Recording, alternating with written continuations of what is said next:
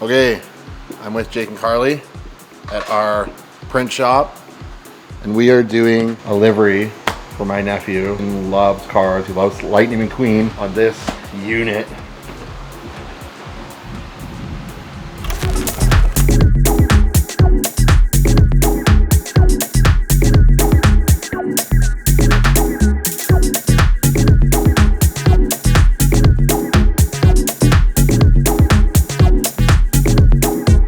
Yeah, this is the base layer. We're gonna have the yellow on top. It's gonna like fill all the letters and stuff.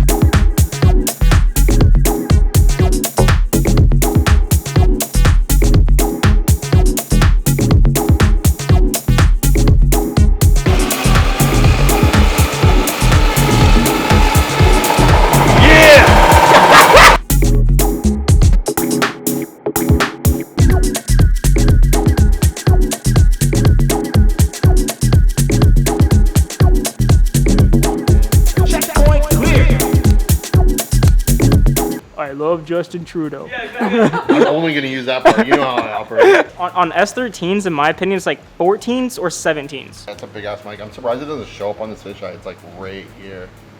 But like, I don't know. I'm just saying. S13s, 14s, or 17s. Dude, you're making the rules now. Yeah, I am. Exactly. I am. No reps, stocks, or steelies over reps. But the 3-piece Collins are pretty cool.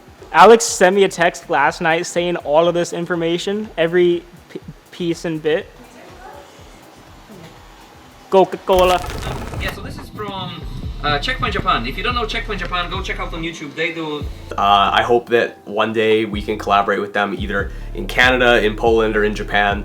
And yeah, if you've never checked them out, you definitely should, because you're probably missing out on some of the best content creators on YouTube. Today, G35 is insured. Dylan got it all registered and set up. It's got day permits on it, so we're gonna take it out for a drive.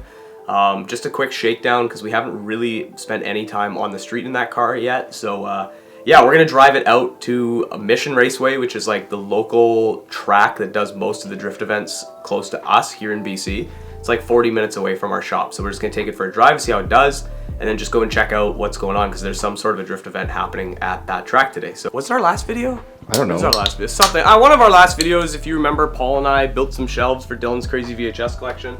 Dylan actually painted it now and got more VHSs, so the shelf is actually too small once again. We gotta build more shelf. Well, we did, but yeah, we gotta add more to this. But yeah, Dill painted it, so it matches our walls, looks really good. And then I was like pretty inspired by building. I was consumed with an urge to construct, so Paul and I built more shelves. We built a corner one for behind the computer here, and then we built like a mega one for the big window over here. And yeah, like, oh yeah, Rocky Auto keychain from when Paul and I were in Japan.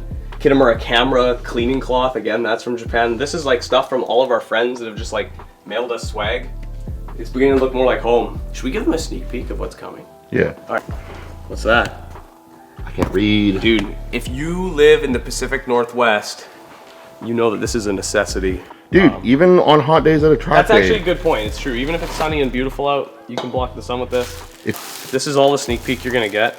But wooden handle, umbrella, with some cool new design that Jake put together on it. And we got a bunch of them. It's gonna be a limited release. I'm not even 100% sure when we're gonna drop it. Probably sometime in April. So if you're keen to get one, you'll probably have to act quick, because like I said, we have a limited supply of them and we are not gonna be restocking them. Most likely, it'll probably just be a one-time thing. That sure looks limited. This is, man. Think about it. There's like... Dude, that does not look limited. It's pretty limited, dude. There's like maybe like 50 umbrellas per box. That's like only 200 umbrellas. Is 200 a lot?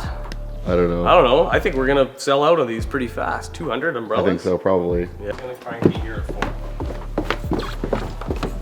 Dude, this is like second nice day of the year, I swear. My wife is in Arizona right now, and it's nicer here. Like, Yeah, isn't that dude. hilarious? She got an airplane to go to the desert, and we've got better weather here right now. Oh, I gotta hold on. Before we go, I gotta put on a polarizer. This is what a polarizer does right now. You can see that there's all these reflections on the windshield. So if I put this filter on and turn it, deletes it. You want me to move them back then? No, that's okay.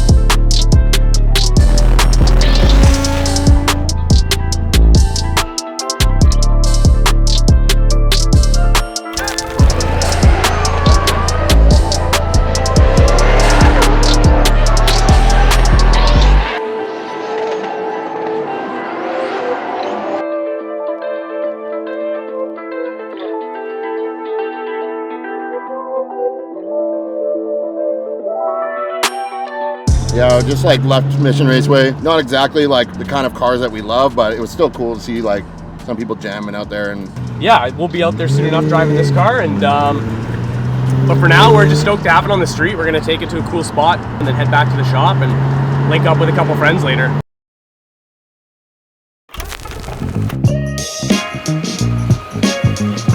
It totally kind of looks like a cop car with no arrows. Wow, this is really shitty lighting.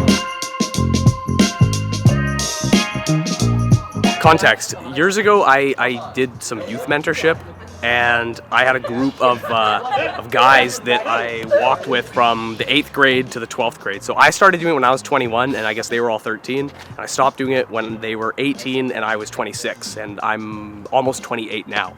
So it's been a couple years. But all of them graduated from high school, and literally all of them have right-hand drive cars now. Like Reese over there with the camera on the left bought R34, and he blew the engine up in it, as you do with the Skyline. And then these two guys were students of mine. They both got white right-hand drive Nissans. Tim's Laurel is manual swapped, and that Cedric is just like, it's auto and like so luxury. It's so cool. And then my little brother-in-law has the Suzuki Carry. And I've also gotten them super into scooters, so I think I did a good job mentoring them. I didn't teach them any life lessons or anything, I just got them to get Japanese cars. Yeah, the most unreliable ones. RB25s.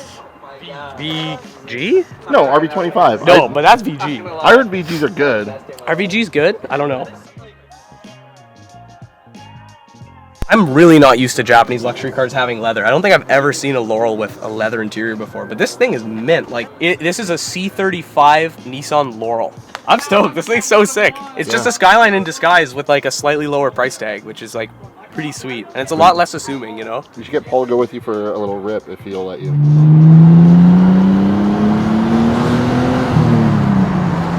Oh, dude. Drives so smooth. Right?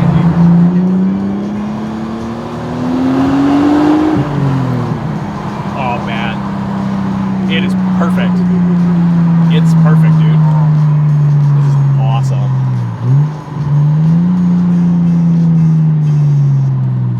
Yeah, it's pretty quick, hey? Ooh, That's a good shirt. Isn't that cat? It's so awesome. Our boy Cam just bought this little Sonoma, and it came with the original like user manual or operator's manual, and like it's so traveling to remote areas, getting familiar with off-road driving, what else we got? Scanning the terrain, like it's got everything in it. How to load your vehicle, how to back up, how to make turns, how to park on hills. But the best page, drunken driving. This human problem is a national tragedy. They got like a whole spread. There's a chart. There's a chart on the like the blood alcohol content and how it results in crashes. This would be the truck for it. This is definitely the national truck of drunken driving. Because the guy buying this brand new, he might not know that he shouldn't drink 14 beers and go for a cruise. Why not? Okay, so we're planning a photo shoot tonight with our buddy Kevin, who runs Over Modify, which is like a sticker livery printer. They make like pre-packaged car liveries. So he was on his way down, but then the border got super crazy, so we weren't sure if he was actually gonna be able to make it. So we reached out to our friend Oliver, who runs a detail company and has a really cool right-hand drive, little like small wheel, slammed, really tidy Nissan Sunny. We reached out to him as a backup, and now he's on his way, and then also Kevin just made it across the border. So it looks like we're gonna have both cars, which should be kind of cool, and we're gonna head to the airport that's really close to where our shop is. Paul is airport man, who will let us into the airport. Thank you, Paul. And yeah, we're gonna shoot these cars. So Dylan will film a bit of behind the scenes. I'm gonna be borrowing Paul's Leica M9 like digital camera that's manual focus and hilarious. I've never used a camera like that. I've been a Canon guy for a very long time, but I'm trying to try some new things. I actually just sold all my Canon gear and I'm moving into Fujifilm, which I think will be kind of exciting. But for tonight, because my Fuji hasn't shown up yet, I'm borrowing Paul's Leica and I'm gonna try that thing out. So yeah, we'll see.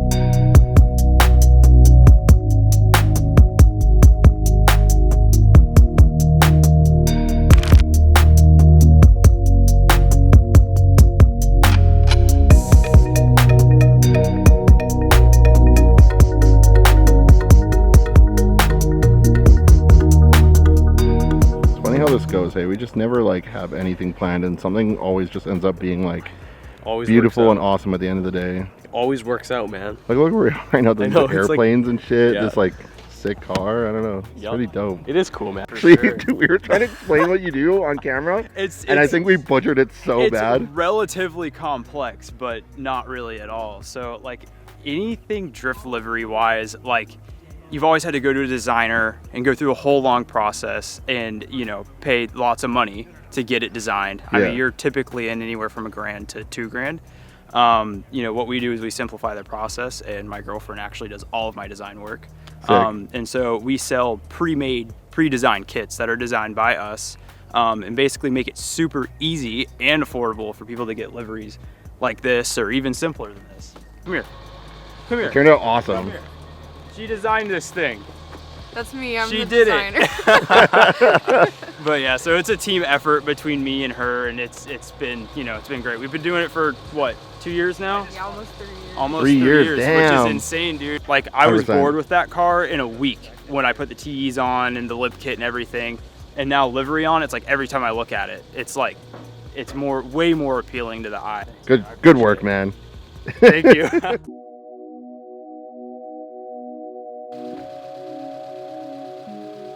You look so Italian with the watch on. Thank you. This is my Tony Soprano watch, man. Gabagoo. Yeah, the colors are beautiful. Yeah, it is. So put some in the video. Yeah. So I stole this from Paul. This is his $4,000 hilarious, overly complicated manual focus only Leica, and I'm really stressed out because I'm like having to make sure it everything's manual perfect. Yeah, there's no autofocus on these at all. Damn. So, Third world problems. third world problem, man.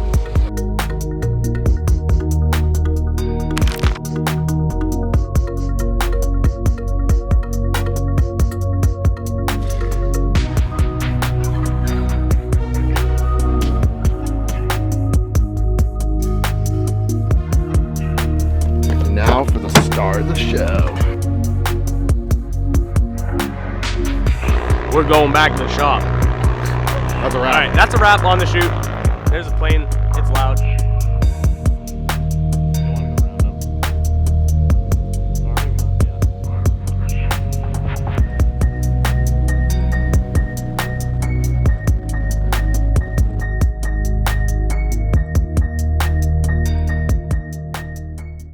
All right, that's a wrap.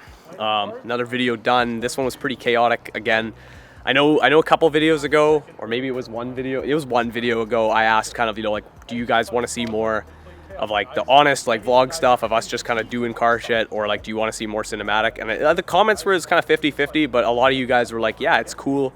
It's cool seeing you guys do vlog style stuff. So I think we're gonna try and just kind of pick up the camera more and film more of like what we're doing. And We got a lot of cool shit on our website right now, so go check that out. Yeah, see you in the next one. yeah. Boom!